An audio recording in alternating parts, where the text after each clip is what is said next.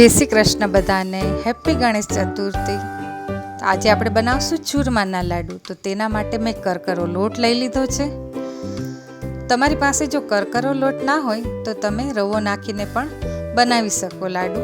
તો મેં આ અંદાજે લોટ લીધો છે ને હવે એમાં અંદાજે તેલ નાખ્યું, 1.5 ચમચા જેટલું છે અંદાજે તેલ। હવે આપણે આ લોટને મિક્સ કરી દઈશું ને મોણ એટલું નાખવાનું કે મુઠ્ઠી વળી શકે ને લોટનો કલર પણ થોડોક ચેન્જ દેખાય તમને, એટલું તેલ નાખવાનું। હવે આપણે પાણી નાખીને એક એક ગોયણાનો લોટ બાંધવાનો છે ને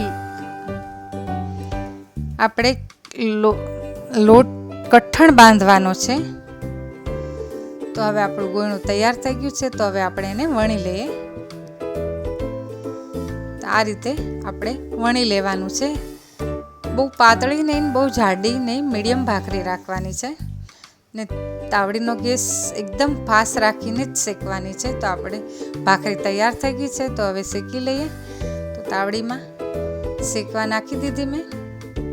તો હવે આ બીજું ગોયણું તૈયાર થઈ ગયું છે। તો હવે એને પણ વણી લઈએ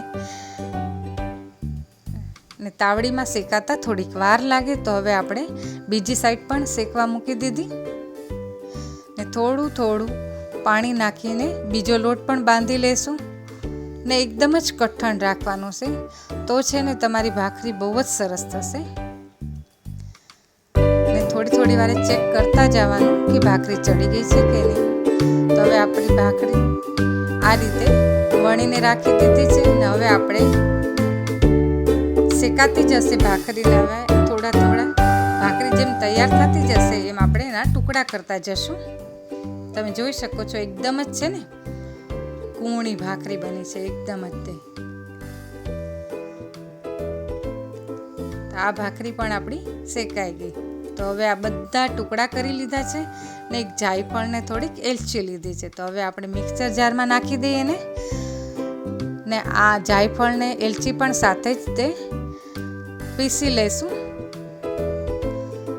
તો તમે જોઈ શકો છો કે આ રીતના આપણે પીસી લેવાનું છે એકદમ જ બારીક।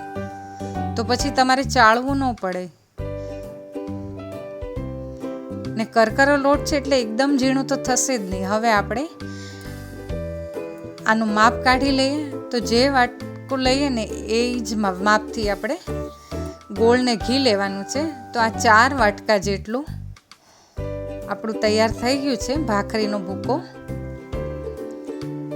4 વાટકા જેટલું છે। તો ભાખરી તૈયાર થઈ જાય ને પછી જ તમે એનું માપ કરો ને તો એક્ઝેક્ટ માપ તમને મળશે। તો હવે આપણે ગોળને આ રીતે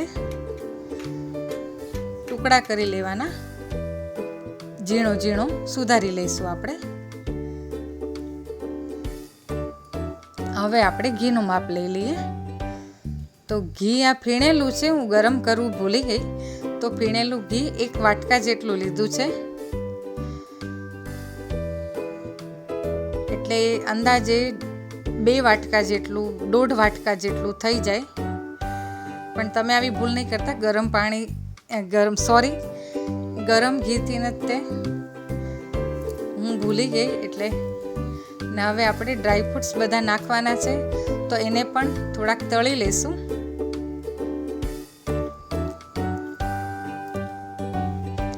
તો આપણે લાડુ ખાશું તો એકદમ આ તળેલા હોય ને ડ્રાયફ્રૂટ તો બહુ સરસ ટેસ્ટ આવે છે લાડુમાં। તો હવે આપણે 2 વાટકા જેટલો ગોળ લીધો છે।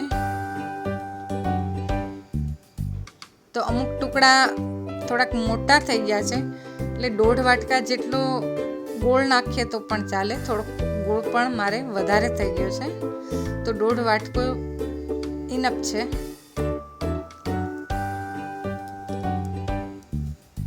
તો હવે આ બધું તૈયાર થઈ ગયું છે, ગોળ પણ આપણો ઓગળી ગયો છે। હવે આપણે ભાખરીના ભૂકામાં મિક્સ કરી લઈએ આ રીતે, થોડું થોડું નાખતું જવાનું। તો આપણને અંદાજ રહે કે થોડુંક રાખી દેવાનું, પછી બહુ વધી જાય તોય તે મને એવું લાગે છે કે થોડુંક વધારે થઈ ગયું એવું લાગે છે, એટલે મેં થોડુંક સાઈડમાં રાખી દીધું છે.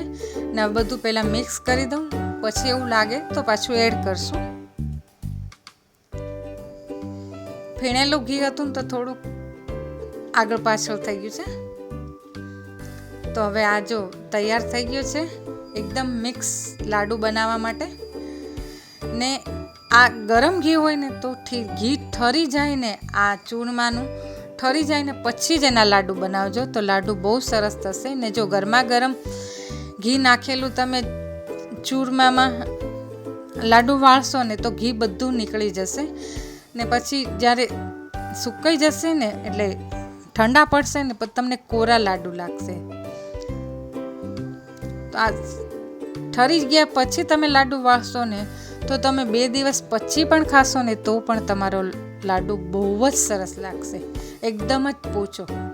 મોઢામાં મૂકો ને પાણી. તો આપણા લાડુ તૈયાર થઈ ગયા છે બધા, તમે જોઈ શકો છો.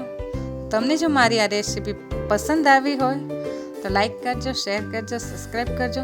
ને થોડી ઘણી ભૂલ થઈ છે તો આઈ એમ વેરી સોરી. આપણો લાડુ તૈયાર થઈ ગયો છે, તમે જોઈ શકો છો. તો ફરી મળીશું આપણે નવા વિડીયોમાં. Thank you so much.